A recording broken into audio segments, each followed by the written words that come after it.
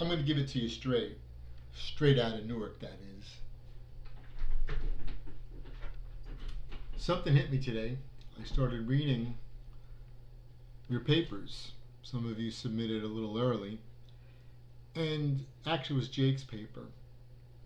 And I just thought I would share a very brief commentary on paper number 2 and what Jake did that made me have a revelation. I was at my favorite cafe for lunch, and it hit me. Jake came across something critically important that I've been missing for a long time, in a way, or it didn't hit me. In his paper, too, he analyzed 3 of his colleagues.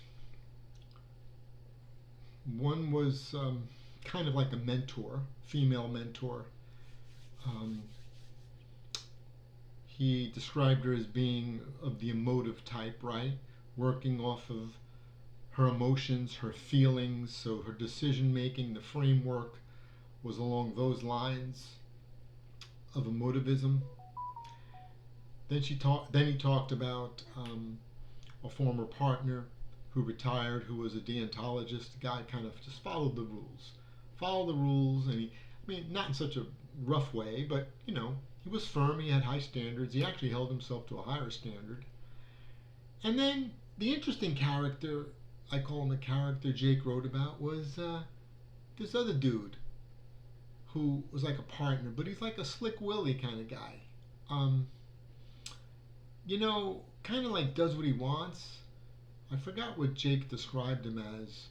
Maybe a utilitarian. I think Jake, I would have described him as an ethical egoist.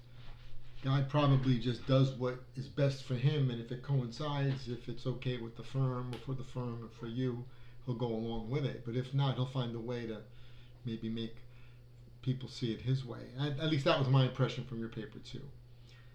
But let me tell you, I was at lunch,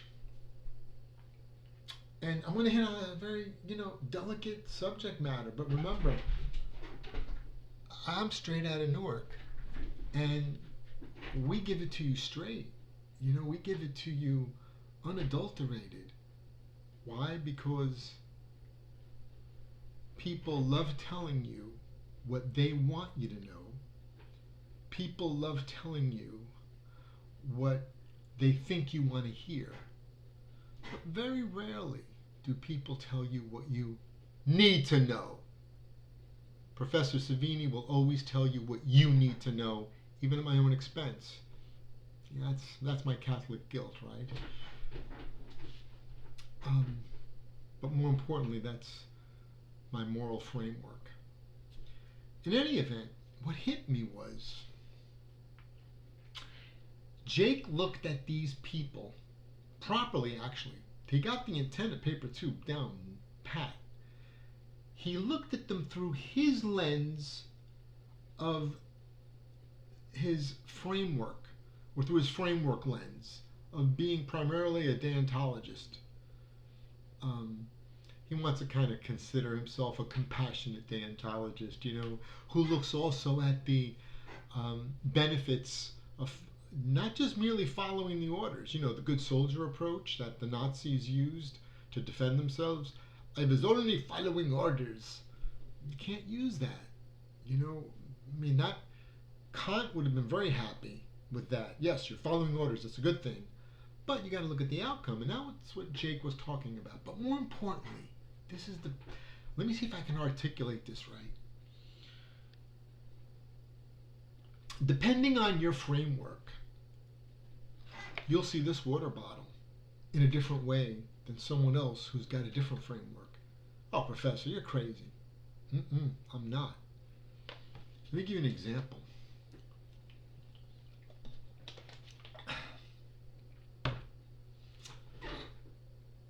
Sex. Oh yeah. Oh yeah. We all love talking about sex, don't we? It depends what your ethical framework is. Just that mere word might have already put some of you off. You might already say, oh no, he's not going there. No, but I want to explain something. Think about sex. Think about gold, the precious commodity gold. What else can we think about? Anything else that is either tangible or intangible? Think about gold for a minute. If you are an ethical egoist, and this all came from reading Jake's paper and I guess that latte I had at the Turkish cafe, they gave me a little piece of baklava, so it might have been the combination of Jake, baklava, and Turkish coffee. I don't know. So if you know Jake, you might want to go out to coffee with him or have coffee with him, and you might have one of those light bulb moments. It hit me that if you're an ethical egoist, you're going to look at gold and you're going to say, hey, good thing, man.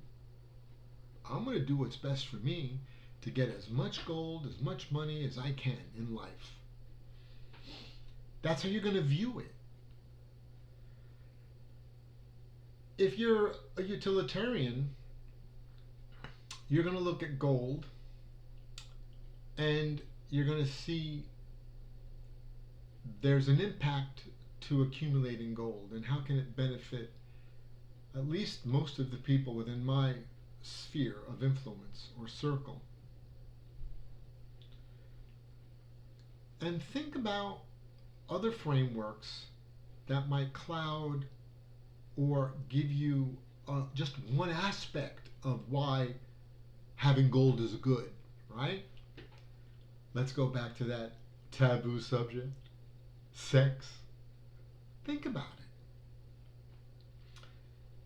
If you don't have a framework at all, gold is just gold, right? It's just a metal, a precious metal. Sex is just a physical act.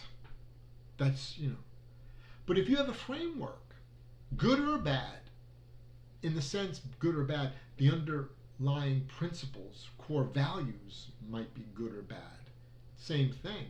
If I am an ethical egoist and I only care about feeding my flesh, sex to me becomes like a food, almost a drug, a supplement I take. My ethical framework. If I'm a utilitarian with different core values, I might say to my wife, honey, it's not a bad idea having multiple wives in a harem because I can help populate a new world, right? More children. I am being facetious, of course, but my point is the utilitarian approach, which of course, to some degree might have been what our nation went through in the 18th and 19th century, where farmers needed large families, mostly young men, to work the fields and young daughters to help mom and also, work the fields and tend to the animals.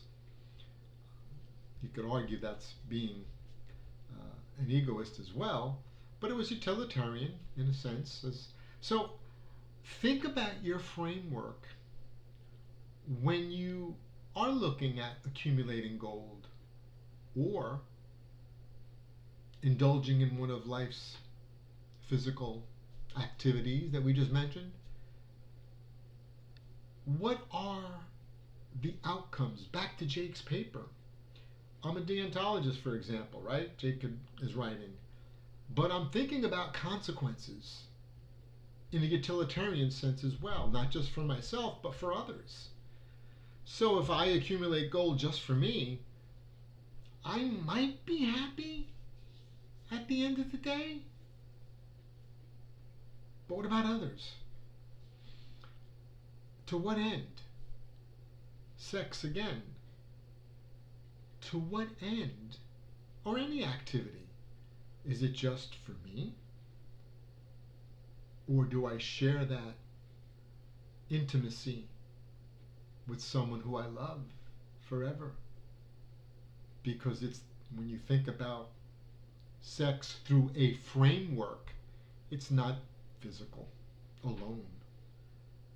It's emotional, it's spiritual, and it's the ultimate form of communication between two loving people. That's a framework, that's a view underpinned by certain core values. So understand that the way you are viewing gold, an education, a career, even sex, depends upon your framework that you're looking through at the time. As humans, we gravitate from one framework to another. We know that. So remember the values that should be static regardless of what framework we use. That's what came to me today that I wanted to share with you. Some of you need to hear this message. I know some of you definitely need to hear this. And I certainly, it's a great reminder for me that I too, whenever I'm studying a situation, let me look at it from a different prism.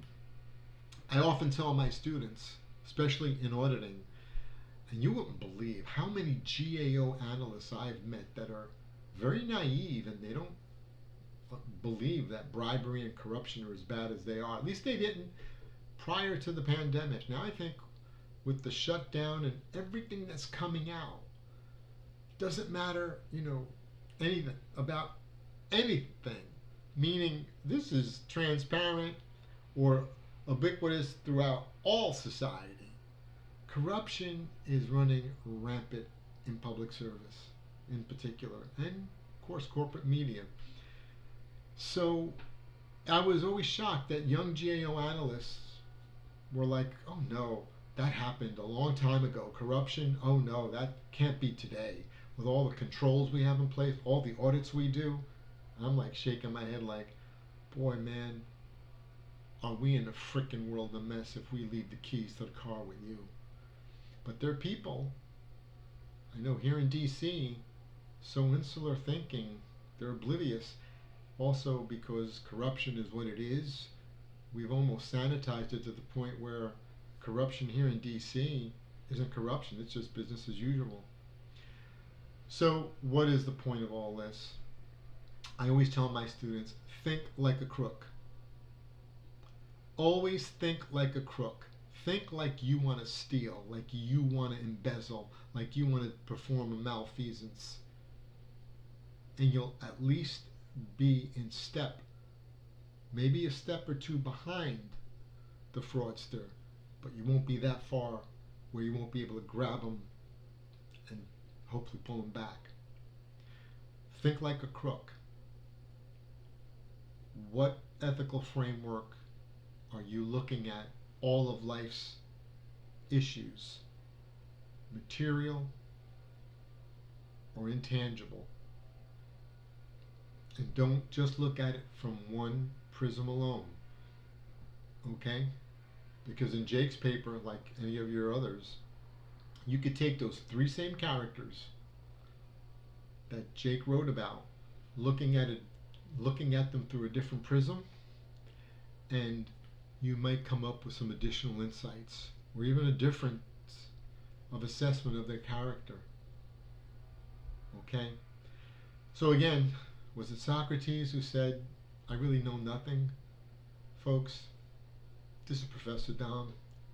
I don't know a whole lot, except for accounting, maybe auditing. But even there's always so much more to learn. Take a look. You're going to be seeing something. I'm not going to say, but for those of you that see it, have fun. And let me know what you think of those selections, okay? Take it easy.